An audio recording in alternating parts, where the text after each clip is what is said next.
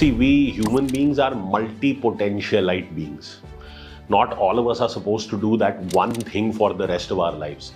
This is not to take away from those who have found great joy in pursuing only one option in their careers, but most people I meet and I coach are multi-potentialite beings.